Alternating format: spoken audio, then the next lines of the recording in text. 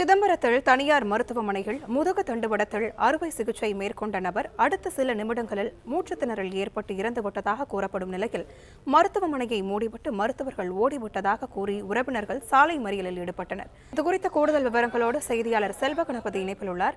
செல்வகணபதி, வணக்கம். இது குறித்தான மேலும் விவரங்கள் என்ன பதிவு பண்ணலாம்?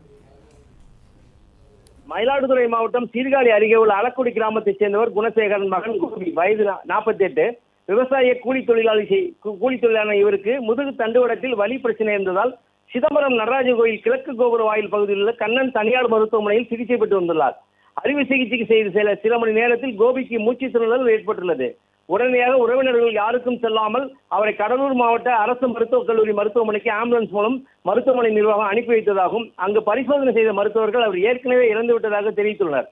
மேலும் மருத்துவமனைக்கு ஆம்புலன்ஸ் மூலம் அனுப்பி வைத்த மருத்துவமனை நிர்வாகம் உடனடியாக மருத்துவமனையை மூடிவிட்டு தப்பி சென்றுள்ளதாகவும் தவறான சிகிச்சை அளித்து கோபி உயிரிழந்த சம்பவம் உறவினர்கள் குடும்பத்தினர் மத்தியில் பெரும் சோகத்தை ஏற்படுத்தியுள்ளது.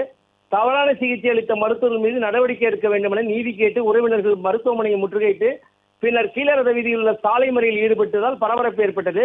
தொடர்ந்து போலீசாருடன் பேச்சுவார்த்தை நடத்தி சாலை மறியலை கைவிட வைத்து நடவடிக்கை எடுக்க வேண்டும் என உறுதியளித்ததன் பேரில் இறந்து போன கோபியின் மனைவி, பிள்ளைகள், உறவினர்கள் கதறி எழும் காட்சி காண்போரை கண்கலக்க வைத்துள்ளது.